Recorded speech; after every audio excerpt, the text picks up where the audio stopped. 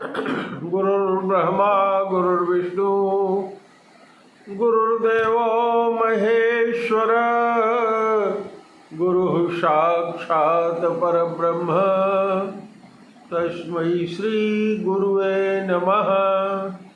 अखंडमंडलाकारं व्याप्तं येन चराचरं तत्पदं दर्शितं येन तस्मै श्री गुरुवे नमः।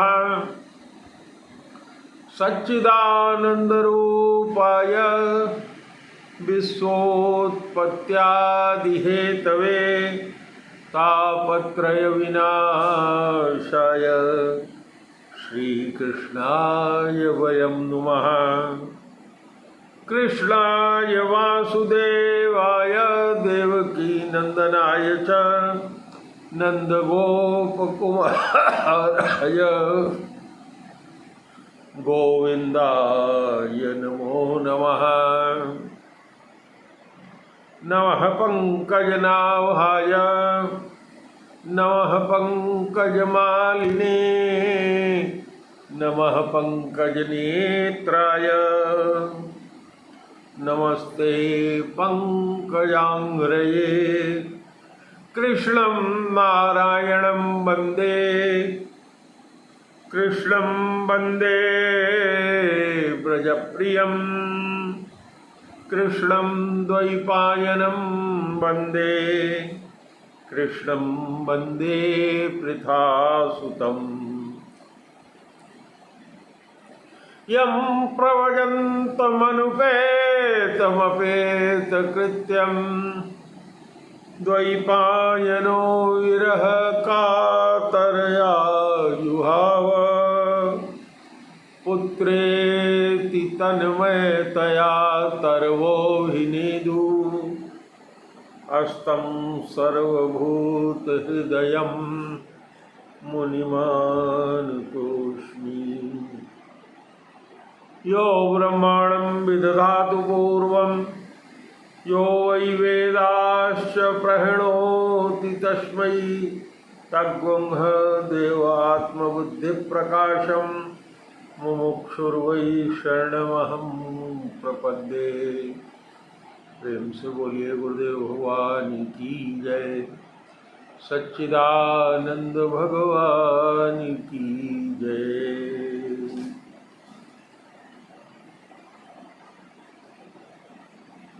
तो आज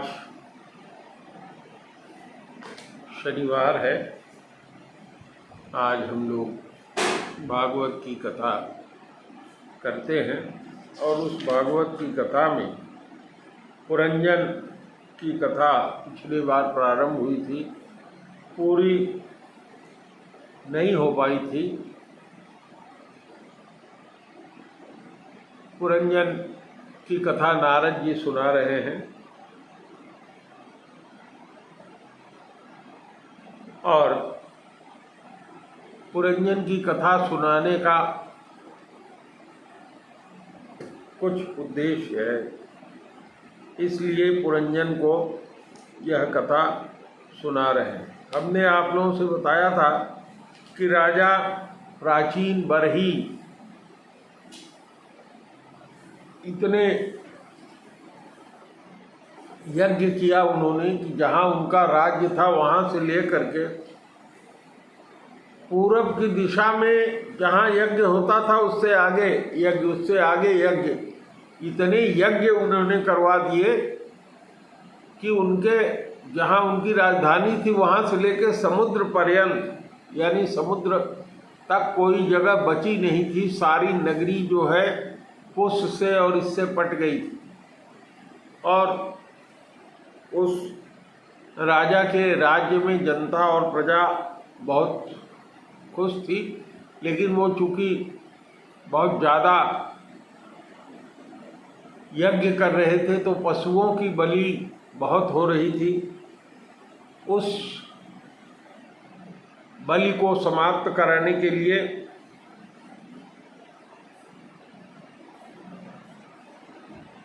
नारद जी गए, क्योंकि राजा बहुत ही प्रतापी और अच्छा राजा था तो ऐसे लोगों का उद्धार करने के लिए भगवान के पार्षद भी स्वयं जाते हैं और उनसे मिलते हैं। राजा की कथा पुरंजन के रूप में सुनाते हुए बताते हैं कि पुरंजन नाम का एक राजा था और वो वन में शिकार खेलने के लिए जाता है और वहाँ उसको एक पुरंजन का एक मित्र है जिसका नाम है अविज्ञात, और वन में जाता है। उसका मन है किसी सुंदर नगर में रहना। ऐसे बहुत से नगरों को उसने खोजा था जहाँ वो सुखपूर्वक रह करके किसी सुंदरी स्त्री से विवाह करके नगर में अपना बश करके जीवन का भोग करे, ये उसका उद्देश्य था। हिमालय के दक्षिणी इलाके में एक दिन जब वो पूरे देश में, पूरे जहाँ तक धरती में उसका राज्य था वहाँ तक वो सब जगह घूम आया था, कोई उसको स्थान पसंद नहीं आ रहा था। लेकिन हिमालय के दक्षिण के देश में एक जगह उसने देखा कि बहुत अच्छा वातावरण, सुरम्य वातावरण है और वहाँ पे बहुत सुंदर सुंदर फूल खिले हैं। फिर उसने देखा कि एक सुंदरी स्त्री आई जिसके साथ 10 जो है उसके अंगरक्षक थे और हर अंगरक्षक के साथ 100 हजारों की सेना थी जो उसके अंगरक्षकों के साथ थी, जो उसकी रक्षा कर रहे थे। और 5 फट का एक सर्प था जो उसके द्वार का, जो उसकी रक्षा करता था। उस स्त्री का राजा पुरंजन ने प्रस्ताव किया और वो स्त्री तैयार हो गई, उसके साथ उसने शादी कर लिया और शादी करके जीवन बिताने लगा। एक दिन की बात है कि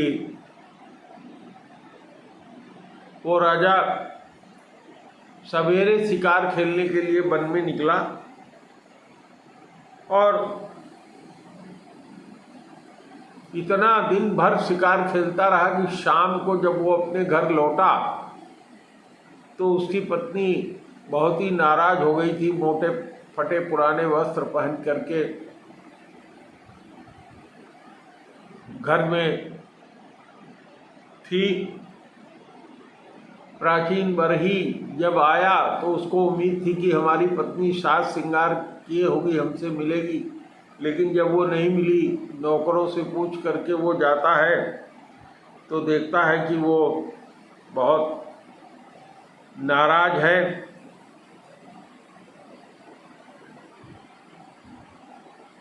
फिर उसको मनाता है। प्राचीन बरही जो था वो मनाने में बड़ा कुशल था, किसी भी स्त्री को बड़ी खुशामद करके प्रसन्न कर लेता था। उसने जा करके बहुत सी खुशामदें किया।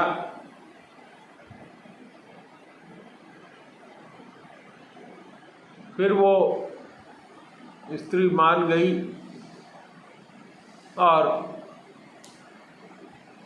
फिर वो राजा कभी नगर में अपनी पत्नी को छोड़ करके बाहर निकला ही नहीं, भोग करता रहा पत्नी के साथ। सैकड़ों वर्ष का जीवन उसका उसी में बीत गया। उसके बहुत से बाल बच्चे हुए।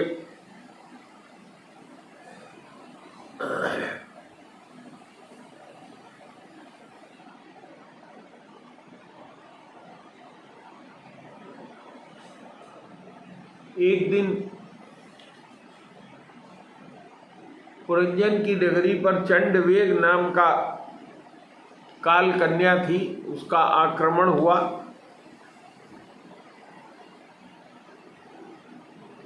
ये काल कन्या कौन थी? चंडवेग नाम का एक गंधर्व राज था, उसके अधीन 360 महाबलवान गंधर्व थे।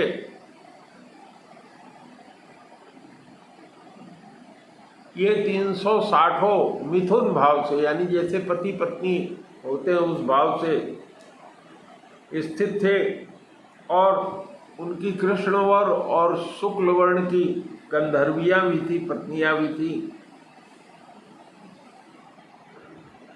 ये जो गंधर्व पत्नियाँ थी ये बारी बारी से चक्कर लगाकर भोग विलास के माध्यम से पूरी नगरी को, चंडवेग की जो ये सब सहायिकाएँ थी वो पूरी नगरी को पुरंजन की लूट रही थी। तो जब पुरंजन के नगर को चंडवेग के इन लोगों ने लूटना शुरू किया तो 5 फन का जो सर्प था उसने रोकने का प्रयास किया, और 100 वर्ष तक वो 5 फन वाला जो सर्प था 100 वर्ष तक उन गंधर्व गंधर्वियों को, जो चंडवेग की थी, उनको रोके रखा। बहुत से वीरों से अकेले ही युद्ध करते करते बहुत बलहीन हो गया।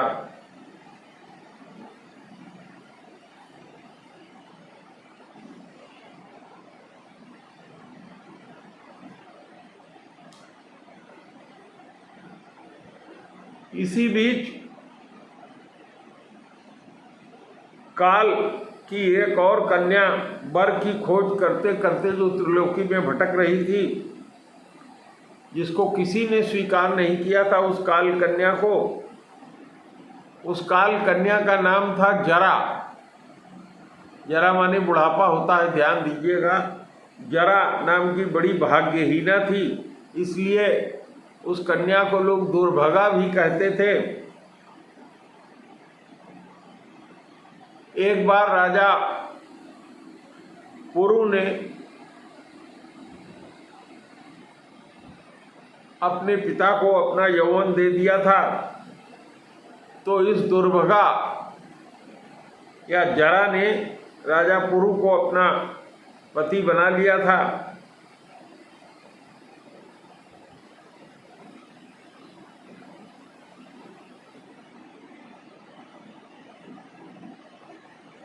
एक दिन वो स्वर्गलोक से, ब्रह्मलोक से, ब्रह्मा जी के लोक से घूमते घूमते पृथ्वी पर आई, और नारद जी कह रहे हैं मुझसे नैष्टिक ब्रह्मचारी जान करके वो जरा नाम की जो काल कन्या थी, बहुत कामातुरा थी, उसने प्रार्थना किया कि मैं उसके साथ शादी कर लूं। तो कह रहे हैं नारद जी कि इस पर मैंने उसको बहुत मना कर दिया। फिर उसने बहुत नाराज होकर के उस काल कन्या ने श्राप दिया। नारद जी अपने लिए बता रहे हैं कि उस काल कन्या ने मुझको श्राप दिया कि तुम मेरे से शादी नहीं कर रहे हो, इसलिए तुम किसी भी एक स्थान पर ज़्यादा देर तक ठहर नहीं पाओगे। नारद जी ने स्वीकार कर लिया उसका श्राप। नारद जी के पास से निराश होकर के नारद जी कह रहे हैं कि उसने मेरी सम्मति से यवनराज भय के पास जाकर, यवनराज भय को पति के रूप में उस काल कन्या ने स्वीकार किया, और उसने कहा कि हे वीरवर, आप सभी यौनों में श्रेष्ठ हैं, इसलिए मैं आपको पति के रूप में स्वीकार करती हूँ, और आपके प्रति किया हुआ जो जीवों का संकल्प है वो कभी विफल नहीं होता है। कह रहे हैं कि जो भी मनुष्य लोग अथवा शास्त्र की दृष्टि से देने योग्य वस्तुओं का दान नहीं करता और जो शास्त्र दृष्टि से अधिकारी होकर भी ऐसा दान नहीं लेता, ये दोनों ही दुराग्रही और मूढ़ होते हैं और शोचनीय होते हैं। तो उसने कहा यवनराज से कि हे भद्र, इस समय मैं आपकी सेवा में उपस्थित हुई हूँ, आप मुझे स्वीकार करके अनुग्रहित कीजिए। और समर्थ पुरुषों का यही कार्य होता है कि दीनों पर, दुखियों पर दया करते हैं। काल कन्या ने जब इस तरह से अनुरोध किया तो यवनराज ने विधाता का एक गुप्त कार्य कराने की इच्छा से मुस्कुराते हुए उससे कहा, यवनराज ने कहा कि मैंने योग दृष्टि से देखकर तुम्हारे लिए एक पति निश्चय किया है। चूंकि तू सबका अनिष्ट करने वाली है, इसलिए किसी को भी अच्छी नहीं लगती हो, इसी से लोग तुमको स्वीकार नहीं करते हैं। अब तुम इस कर्म जनित लोक को अलक्षित होकर बलात् भोगो। तू मेरी सेना लेकर इसकी सहायता से सारी प्रजा का नाश करने में समर्थ होगी। ये उसने आशीर्वाद दिया काल यवन, उस यवन ने, और कोई भी तेरा सामना नहीं कर सकेगा। ये आशीर्वाद उस दुर्भगा जरा को दिया। जरा माने बुढ़ौती होती है, ध्यान रखिएगा। यह कहा कि उस काल यवन ने कहा कि ये मेरा प्रज्वार नाम का भाई है,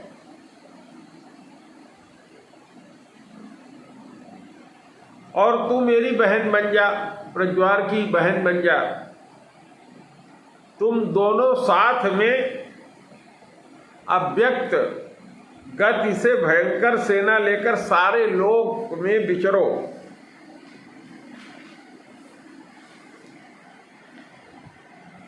अब ये जो राजा पुरंजन है, इसके ऊपर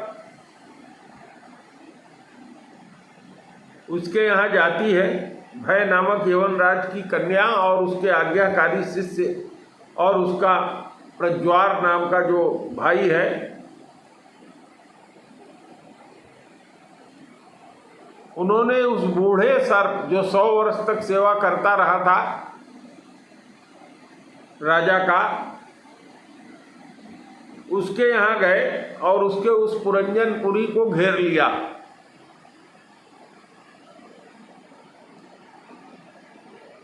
तो उसके घेर लेने से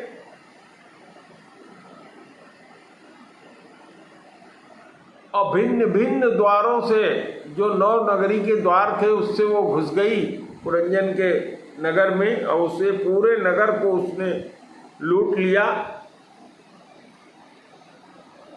और फिर राजा पुरंजन, जिसको बहुत से कन्या संतान नाती पोते थे, वो बहुत से क्लेश उठाने लगे। उस काल कन्या के आलिंगन करने से उनकी सारी श्री, शरीर का जो श्री था, ताकत, ऐश्वर्य, वो सब खत्म हो गया था। विवेक शक्ति समाप्त हो गई थी। और जो गंधर्व और यवन थे, उन्होंने बलपूर्वक उनका सारा ऐश्वर्य लूट लिया।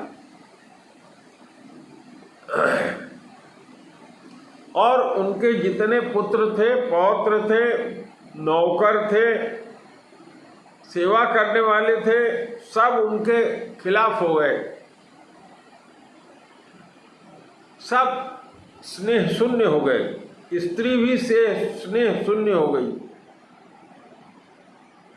क्योंकि काल कन्या ने राजा पुरंजन के देह को अपने बस में कर लिया था। और पूरा पांचाल देश जो था, वो काल कन्या के जो 7 सिपाही गए थे, उन्होंने नष्ट कर दिया। यह सब देख करके जो राजा पुरंजन था, बहुत चिंता में डूब गया।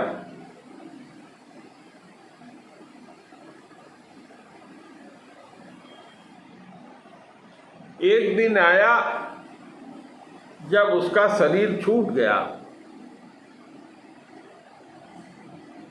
बाध्य हो गया उसको नगर छोड़ना पड़ा अपना, क्योंकि उसको गंधर्वों और यवनों ने चारों तरफ से घेर लिया था। और इसी समय जो यवनराज का भाई प्रज्वार था, उसने सारी पुरी में आग लगा दिया। राजा पुरंजन की सारी नगरी जल गई। नगर को काल कन्या के हाथ में पड़ा देख करके जो रक्षा करने वाला सर्प था, उसको भी बड़ी पीड़ा हुई।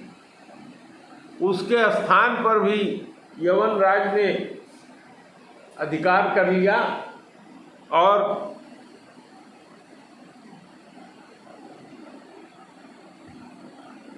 यवनराज ने अधिकार कर लिया